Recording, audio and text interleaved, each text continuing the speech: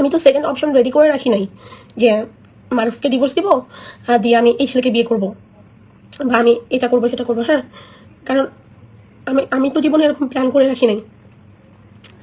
যাই হোক, আনবো না, এখন টু দি পয়েন্ট কথা বলি।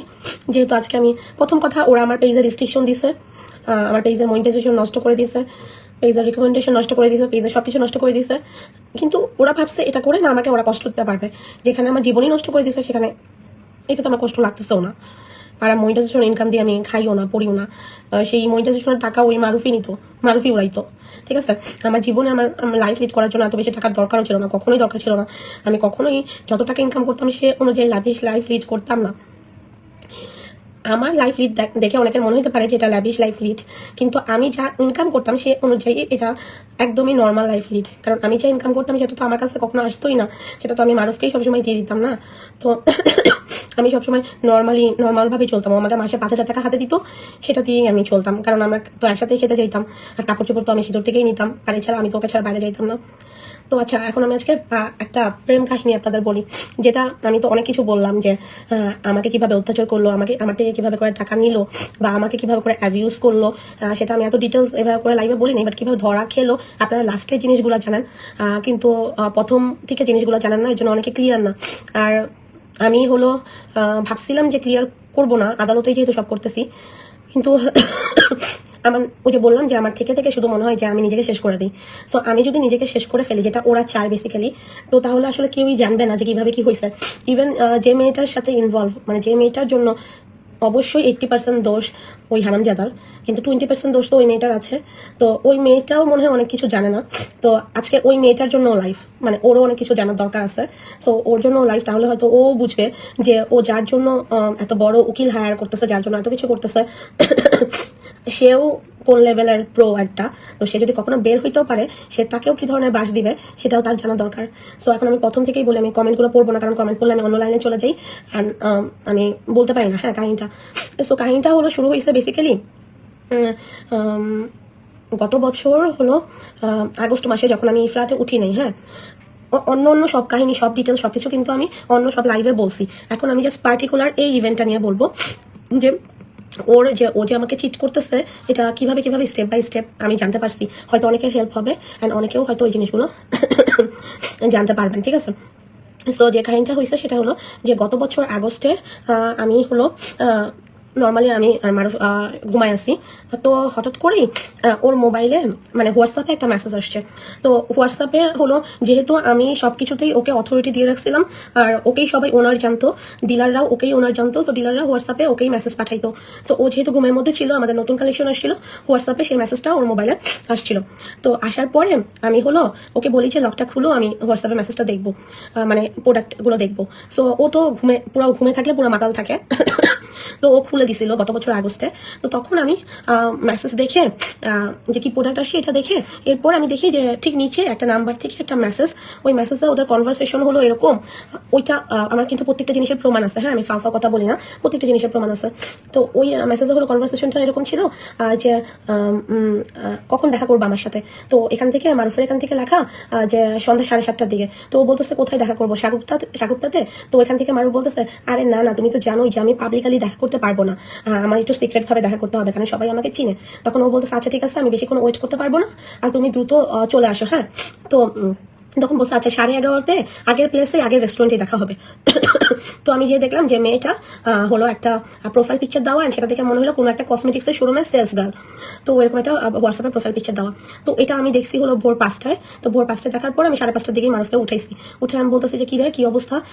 বাই দ্য ওয়ে, আমরা যেহেতু ফ্রেন্ড ছিলাম, তো আমরা তুই তুকারি করেই নর্মালি কথা বলতাম, যারা আমাদের চিনতো তুই তুকারি করেই কথা বলতাম। আমি বলতাম কি অবস্থা, এটা কে, কার সাথে তুই দেখা করবি, এরকম পাবলিকালি দেখা করা যাবে না এসে। তো ও তো অস্কার পাওয়ার মতো অভিনেতা, আর ও নিজেকে বাঁচানোর জন্য ওর মাকেও বিক্রি করে ফেলতে পারে। যেটা আমি এর আগে আমার পেজে একটা ভয়েস রেকর্ডও আপলোড দেওয়া, যেখানে ও বলছে যে ওর মা পাগল, ওর মা সাইকো, এর জন্য ওর মা এসব বলতেছে। ঠিক আছে, তো এই অস্কার জয়ী অভিনেতা যেটা করলো, যে সাথে সাথে একদম কান্না করে আমাকে বলতেছে না না না, তুমি কি বলতেছো সিথি, তুমি আমাকে সন্দেহ করতেছো, এটা তো পসিবলই না। এটা কে কার সাথে কি কথা বলছে আমার হোয়াটসঅ্যাপ থেকে, না এটা তো আমি হইতেই পারি না, আমার হোয়াটসঅ্যাপ থেকে তো এটা আমি কথা বলিই নাই। ঠিক আছে, এই কথা বলছে কে, দাঁড়া মনে করি, এই কথা বলছে হলো নীরব, ঠিক আছে। তখন ও নীরবকে আমার চোখে খারাপ বানাইতেছে ওই জায়গায়, যে এই কথা বলছে হলো নীরব তো একটা ক্যারেক্টারলেস ছেলে, একটা লুচ্চা ছেলে, একই টাইমে 10 জনের সাথে প্রেম করে, এটা নীরবই বলছে। হ্যাঁ, নীরবকে আমি ধরে আনতেছি এখন। তো আর নীরব তো মারুফ বলতে একদম অন্ধ ভক্ত, ঠিক আছে, দুইজন তো একসাথেই যা করা করে। তো এখন নীরবকে আনাইছে বাসায় ভোর 6টার দিকে আনাইছে। তো নীরব আইসা বলতেছে, শীতে আপু আমি অনেক সরি, এই চ্যাটটা আসলে আমি করছি, এটা হলো আমার গার্লফ্রেন্ড বা যার সাথে আমি সম্পর্ক রাখতে চাই না। তো পরে ওই মেয়েকে আবার ওরা ভিডিও কলে আনছে। হ্যাঁ, ওইটা অন্য একটা মেয়ে, ওইটা কিন্তু যে রিসেন্টলি পরক্রিয়া রানী যে সেলুন দিয়ে ধরা খেয়েছে সে না, সেটা অন্য একটা মেয়ে। তো ওই মেয়েটা পরে হলো ভিডিও কলে আসছে, এসে হাসতেছে, আমি কাঁদতেছি পাগলের মতো, ও আমাকে দেখে হাসতেছে, বলে আরে আপু কি বলেন, মারুফ ভাইয়ের সাথে কি আমার রিলেশন, এটা বলে হাসতে হাসতে শেষ। তো আমি এরপর বলতেছি যে এই মেয়ে হাসতেছে কেন। পরে আমি নীরবকে বললাম যে তুমি প্রমাণ দাও তোমার ওর সাথে অ্যাফেয়ার, বা তুমি ওর সাথে কথা বলছো, তুমি নিজের মোবাইল রেখে তুমি মারুফের মোবাইল দিয়ে একটা হোয়াটসঅ্যাপ দিয়ে আরেকজনে তুমি একটা মেয়ের সাথে কেন কথা বলবা। তো ও বললো কি যে আমার হোয়াটসঅ্যাপ থেকে আমি ওকে ব্লক দিচ্ছি, তাই মারুফ ভাইয়ের হোয়াটসঅ্যাপে কথা বলছে। যাই হোক, একদম লেম কিছু রিজন দিল, প্রমাণও করতে পারলো না যে এটা ওর গার্লফ্রেন্ড, ওদের সাথে একসাথে কোনো ছবি নাই, না কোনো কনভারসেশন আছে ফেসবুকে, না ফেসবুকের আইডি দিতে পারলো, না কিছু করতে পারলো। আর এর মধ্যে মারুফ তো ফেরেস্তা, ও তো মানে পায়ে ধরতেছে, কান্না করতেছে, এই করতেছে, নীরবের সাথে আমি মিশবো না, এই সেই এগুলা বলতেছে। তো এই সব কিছু করে ও হলো মনে হয় 1 মাস নীরবের সাথে মিশে না, আমাকে দেখায় যে নীরব খারাপ ছিল, নীরবের সাথে মিশবে না, ঠিক আছে। তো 1 মাস মিশে না, তো আগস্ট গেল, সেপ্টেম্বর পর্যন্ত মিশে না, অক্টোবরে হলো আমরা যে নিউ ফ্ল্যাটে উঠবো। তো অক্টোবরে নিউ ফ্ল্যাটে উঠবো, তো এর মধ্যে হইলো আমার বার্থডেও পরে, আর বার্থডের আগের দিন আমরা এখানে উঠি। তো প্রতি বছর যারা আমাদের ফলো করে তারা জানে যে প্রত্যেক বছর হলো আমরা আমার বার্থডেতে কোনো রিসোর্টে যাই, মারুফের বার্থডে তো আমি ওকে সবসময় আলিশান গিফট দিছি সবসময়। তো এরকম একটা কাহিনী, কিন্তু এই মানে 2025-এ আমার বার্থডেতে ও আমার জন্য সেরকম কোনো সারপ্রাইজ প্ল্যান করে না, ঠিক আছে, কোনো রিসোর্টে যাওয়া কোনো কিছু এরকম কিছু করে না, বাট স্বাভাবিক থাকে। হ্যাঁ, স্বাভাবিক সারপ্রাইজ, স্বাভাবিক বার্থডে পার্টি এরকম আমরা করি। কিন্তু তখন থেকে আমি একটু মানে বুঝতে পারি যে সামহাও ও একটু ডিস্টেন্স মেনটেন আমার সাথে করতেছেন, মানে এত আমাকে ও আর প্যাম্পার করতে চাচ্ছে না। তো যাই হোক, এই কাহিনী যাওয়ার পরে হলো নভেম্বর মাস আসে। হ্যাঁ, আমাদের পরক্রিয়া রানী তো ক্লিয়ারলি তার স্টেটমেন্টে বলেছি যে নভেম্বরের 19 তারিখে সে হলো আসে এসকেতে, ঠিক আছে। তো নভেম্বরে 19 তারিখে সে যখন আসে, সে যেদিন আসে তখনই মারুফ আমাকে বলে যে আজকে একটা ক্লায়েন্ট আসছিল, যে হলো যার অনেক বড় বড় চুল, সে এসকে থেকে ক্যারাটিন করছে, তো সে ওইটার ভিডিও দিবে, তুমি একটা কাজ করো, পেজে সার্চ দিয়ে তাকে বের করে তাকে আমার নাম্বার দাও, দিয়ে বলো যে আমাকে হোয়াটসঅ্যাপে ভিডিওটা পাঠাইতে। হ্যাঁ, তো এরপর আমি হলো ওই মেয়েকে খুঁজে বের করি এসকেতে সার্চ দিয়ে, তারপর হলো মারুফের নাম্বার দিয়ে বলি যে এটা আমাদের ওনারের নাম্বার, এখানে হলো হোয়াটসঅ্যাপে ভিডিওটা দেন, আমরা পেজে আপলোড দিব। তো এরপর হলো দেয় আমাদের পরক্রিয়া রানী জেরিন কুমারী, ঠিক আছে, ওকে দেয় ভিডিওটা। তো ভিডিওটা দেওয়ার পরে তারপর আমি ওই ভিডিওটা পেজে আপলোড দিই। তখন মারুফ আবার সাধু মুডে আছে, হ্যাঁ, সাধু মুডে আছে, অনেক ভালো মুডে আছে। তো এই যে নভেম্বরের 19 তারিখে ও আসলো, আমি ভিডিওটা আপলোড দিলাম, এরপরে আমাকে বললো মারুফ যে ওর বার্থডে, ও আরেক মানে এরপর একটা, আপনারা ধরেন, আপনারা তো মেয়েরা যারা দেখতেছেন, আপনারা পার্লারে মাসে কয়বার আসেন বলেন তো, একটা পার্লারে কয়বার আসেন? আমি এসকের ওনার হয়েও আমি এসকেতে মনে হয় সার্ভিস 3 মাসে একবার নেই, সেখানে সে হলো প্রথম মাসেই 4 বার আসছে, মানে নভেম্বরেই সে 4 বার এসকেতে আসছে, ঠিক আছে। এর মধ্যে তার বার্থডে পরে মারুফ বলে যে উনি আমাদের রেগুলার ক্লায়েন্ট হয়ে গেছে, ওনার তো অনেক টাকা পয়সা, তো ওনাকে আমরা স্পেশাল হলো বেনিফিট দিব, তো ওনাকে আমি চকলেট দিচ্ছি। হ্যাঁ, এসকে থেকে চকলেট দিচ্ছি, ওনার বার্থডে আজকে, তো এরপর ওনাকে চকলেট দেওয়া হয়। তো এই এতটুক যায়। তো নভেম্বরের শেষের থেকে হলো মারুফ যেটা করে সেটা হলো যে ও হলো সকাল 9টায় বাসা থেকে বের হয় অ্যান্ড রাত 11টায় বাসায় ফিরে। তো এর মধ্যে এই যে 2025 যে সালটা, এই 25 সালটাতে হলো ও আমার সাথে কোনো ছবি তুলতে চায় নাই, কোনো আমার সাথে ছবি সে আপলোডও দিতে চাইতো না, তারপর সিঙ্গেল স্টোরি দিত শুধু, আর সিঙ্গেল ছবি তুলতো, ঠিক আছে। তো এই জিনিসটা আমার এমনিতেই একটু চোখে লাগতো যে কেন ও সিঙ্গেল ছবি তুলে সিঙ্গেল স্টোরি দেয়, আমার সাথে ছবি তুলতে চায় না। যে ছেলে আগে আমার সাথে ছবি তুলে আপনারা ওর প্রোফাইল চেক করবেন, ও আগে আমার সাথে ছবি তুলে প্রত্যেক দিন একটা ছবি আপলোড দিত, আমার সাথে ছবি আপলোড দিত, ঠিক আছে। তারপর অনেক বেশি শো অফ করতো, আমাকে নিয়ে অনেক বেশি পোস্ট দিত, কিন্তু হঠাৎ করে তার 2025-এ কি হয়েছে যে সে আপলোড দিতে চাচ্ছে না। তো এই জিনিসটা আমার অনেক মানে মাথায় ঘুরতেছিল। তো এরপরে আমি দেখলাম যে ও হলো সকাল 9টায় যায় আর 11টায় ফিরে, আর সবাই আমাদের বলতেছে যে বিয়ের তো 5 বছর হয়ে গেছে, তোমরা কি বাচ্চা নিবা না? তো মারুফকে বললাম যে আমরা কি বাচ্চা নিব না?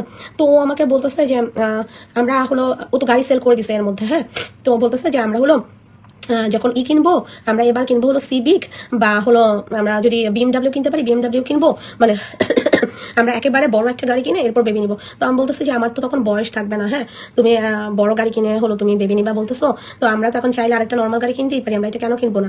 তো বলতেছে না, আমরা একেবারে বড় গাড়ি কিনবো। তো এর মধ্যে তো ওই যে ওই কাহিনী চলতেছে যে ও হলো আমি ওকে যদি একটু মানে ওর সাথে ছবি তুলতে চাই, ও আমার সাথে ছবি তুলবে না। তারপর আমি যদি ওকে একটু বলি যে চলো আমরা এখানে যাই, ওখানে যেতে দিবে না, আমাকে লাইফ একদম কমাই দিছিল, সিঁদুরে প্রোডাক্ট আনতে চাইতো না। তারপরে হলো মানে একদমই আমাকে এমনভাবে সরাই মানে বন্দি করে ফেলছিল বাসায়, যাতে আমি বাসার থেকে মানে না বের হই, লাইভ করতেও না বের হই, প্রমোশনাল লাইফও না করি, কিছু না করি। ও সারাদিন বাইরে থাকতো, সারাদিন ঘুরতো। তো সবকিছু মিলে আমার মধ্যে একে তুই যে আগস্টের ওই কাহিনীটা যেটা ও নীরবের নামে চালাই দিল, প্লাস হলো এই যে এই কাহিনীটা যে ও সারাদিন বাইরে ও আসলে কি করে। ও আমাকে বলে যে ও শোরুমে যায়, কিন্তু আমি শোরুমে ফোন দিয়ে দেখি যে ও শোরুমে নাই। ও আমাকে বলে ও প্রোডাক্ট আনতে চায়, কিন্তু আমি প্রোডাক্টের ওখানে খোঁজ নিয়ে দেখি ও প্রোডাক্ট আনতে যায় নাই। ও আমাকে বলে যে ও এসকের মেসেজের উত্তর দেয়, আমি যে দেখি এসকে মেসেজের উত্তর দেওয়া হয় নাই। তো আলটিমেটলি ও এই দিকের রিলেটেড কোনো কাজে নাই, কিন্তু কন্টিনিউয়াসলি সে আমার কাছ থেকে টাকা চেয়ে নিচ্ছে। ও আমার কাছ থেকে টাকা চেয়ে নিচ্ছে, ও ব্যাংকের অ্যাকাউন্ট থেকে টাকা নিচ্ছে, ও আমাকে ফোর্স করে টাকা নিচ্ছে। এছাড়া আমি আবার নিজের থেকেও টাকা দিচ্ছি।